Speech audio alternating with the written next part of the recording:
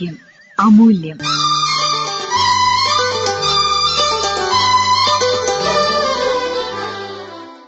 ഇന്ന് ലോക സെറിബ്രൽ പാൽസി ദിനം. ഇതേക്കുറിച്ച് സംസാരിക്കുന്നു വളാഞ്ചേരിയിലെ VKM സ്പെഷ്യൽ സ്കൂളിലെ director Sinil Das Pookot.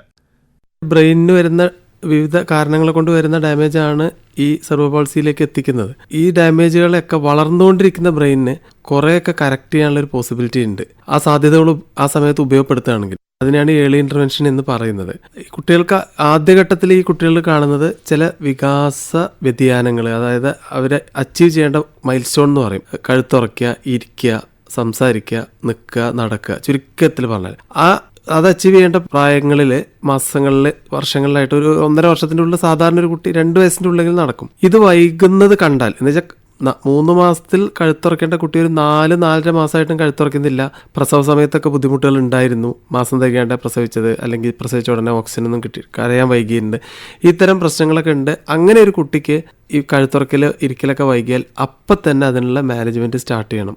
Cerebral palsy എന്ന പെർട്ടിക്കുലർ എൻറ്റിറ്റിയിൽ 2 തരത്തിലാണ്: സ്പാസ്റ്റിക് പ്രസന്റേഷൻ, ഡിസ്റ്റോണിക് പ്രസന്റേഷൻ അഥവാ ഡിസ്കൈനറ്റിക് പ്രസന്റേഷൻ. സ്പാസ്റ്റിക് പ്രസന്റേഷൻ ഉള്ള കുട്ടികളുടെ കൈകാലുകളുടെ ബലം പിടുത്തം കൂടുതലായിരിക്കും.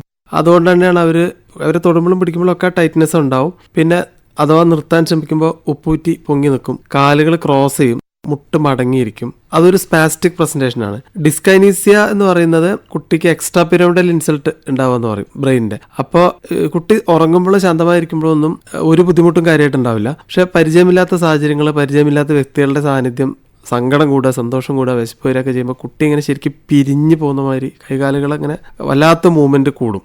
ഈ സ്പാസ്റ്റിസിറ്റിയുടെ ആദ്യഘട്ടങ്ങളിൽ ഫിസിയോതെറാപ്പി ഉണ്ട്. പിന്നെ ചില സ്പ്ലിൻസ്, കാലിപ്പേഴ്സ് ഒക്കെ ഉപയോഗിച്ചിട്ട് ഈ സ്പാസ്റ്റിസിറ്റിനെ ഒരു പരിധി വരെ കൺട്രോൾ ചെയ്യാൻ പറ്റും. പിന്നെ ഓറലിയും ചില മെഡിസിൻസ് ഒക്കെ കൊടുക്കാറുണ്ട്. പക്ഷെ ആ ഒരു ഘട്ടം കഴിഞ്ഞു കഴിഞ്ഞാൽ ഈ ഫോക്കൽ സ്പാസ്റ്റിസിറ്റി, അത് ഉപ്പൂറ്റി പൊങ്ങി നിൽക്കുക, മുട്ട് മടങ്ങി നിൽക്കുക, അപ്പൊ അത്തരം ഘട്ടങ്ങളിൽ ആ സ്പാസം ഈ പറഞ്ഞ ഫിസിയോതെറാപ്പി കൊണ്ടും സ്പ്ലിന്റ് കൊണ്ടും കുറയുന്നില്ലെങ്കിൽ അവിടെ മാത്രം ഇഞ്ചെക്ട് ചെയ്യാവുന്ന ബോട്ടുലിനം ടോക്സിൻ A എന്ന് പറഞ്ഞ മരുന്നുണ്ട്. വില കുറച്ച് കൂടുതലാണ്, പക്ഷേ ഗവൺമെന്റ് മെഡിക്കൽ കോളേജുകളിൽ അത് സൗജന്യമായിട്ട് ലഭ്യമാണ്. അപ്പോൾ അത് ഇഞ്ചക്ഷൻ എടുക്കാൻ അവഗാഹമുള്ള ഡോക്ടർ ആ പെർട്ടിക്കുലർ പോയിന്റുകളിൽ, മസിൽ ഗ്രൂപ്പുകളിൽ ഇഞ്ചക്ഷൻ എടുത്ത് അപ്പോൾ ഈ സ്പാസം കുറയും. എന്നിട്ട് പ്ലാസ്റ്റർ ഇട്ട് ആ കറക്റ്റ് ചെയ്ത പൊസിഷനിൽ കുറച്ച് മെയിൻറ്റെയിൻ ചെയ്തതിന് ശേഷം ഫിസിയോതെറാപ്പി ഒക്കെ ചെയ്താൽ ഇവരിൽ നല്ലൊരു ശതമാനം പേർക്കും നല്ല വ്യത്യാസം കാണുന്നുണ്ട്. പിന്നെ ആ മരുന്നിൻ്റെ ഒരു കാര്യം വെച്ചാൽ അതിൻ്റെ ഒരു ഇഫക്റ്റ് 3-4 മാസം നിൽക്കുള്ളൂ. 2ാമതും 3ാമതും ഒക്കെ വരെ ചിലപ്പോൾ എടുക്കേണ്ടി വരും. പക്ഷേ ഇപ്പോൾ സർക്കാർ ഈ ഒരു സൗകര്യം ചെയ്യുന്നത് കൊണ്ട് അത് രക്ഷിതാവിൻ്റെ ഒരു ബാധ്യതയാവുന്നില്ല. അതിൽ നിന്നും പ്രായം കൂടി കഴിഞ്ഞാൽ എന്ന് വെച്ചാൽ ഈ സെറിബ്രൽ പാൾസിയുടെ ഒരു ഡിഫോമിറ്റി വരുന്നതിൻ്റെ ഒരു അടിസ്ഥാന കാരണം ബോണിന്റെ ലെങ്ത് കൂടും, മസിലിന്റെ ലെങ്ത് ഇപ്പം നമുക്കൊക്കെ പ്രൊപ്പോർഷണലായിട്ട് കൂടും, പക്ഷേ ഇവർക്ക് അത് കൂടില്ല.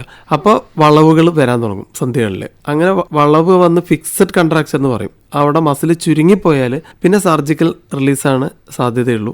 അതിൽ ട്രെയിൻഡ് ആയിട്ടുള്ള ഓർത്തോപെഡിക് സർജൻസ് അല്ലെങ്കിൽ പീഡിയാട്രിക് ഓർത്തോപെഡിക്സിലൊക്കെ ട്രെയിനിങ് ഉള്ള സർജൻസ് പെർട്ടിക്കുലർ മസിൽ ഐഡന്റിഫൈ ചെയ്ത് അത് അസസ് ചെയ്യാൻ ഒരു വലിയ ബുദ്ധിമുട്ടുള്ള പണിയാണ്.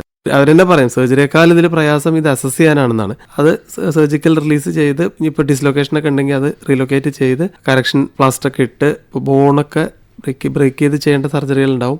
അതിൻ്റെ ഒക്കെ ഫിക്സേഷനൊക്കെ ഇംപ്ലാന്റ് ഒക്കെ വെച്ച് ചെയ്ത് പിന്നെ കാസ്റ്റ് ഒഴിവാക്കി നടക്കാനൊക്കെ തുടങ്ങിയ കുറേ കുട്ടികളിൽ പിടിച്ച് നടക്കാനൊക്കെ ഈവൻ ഒറ്റയ്ക്ക് നടക്കാനും വരെ പറ്റിയിട്ടുണ്ട്. ഒരു ആദ്യഘട്ടത്തിലുള്ള ആക്റ്റീവ് ഫിസിയോതെറാപ്പി കഴിഞ്ഞ് 2ാം ഘട്ടത്തിൽ ഫോളോ അപ്പ് ആയിട്ടുള്ള ഇതിൻ്റെ ഒപ്പം അതിൻ്റെ അക്കാഡമിക്സും അതൊക്കെ ഇതിൻ്റെ ഒപ്പം പോയാൽ കുട്ടിക്ക് നല്ലൊരു ടേൺ വരാൻ സാധ്യതയുണ്ട്.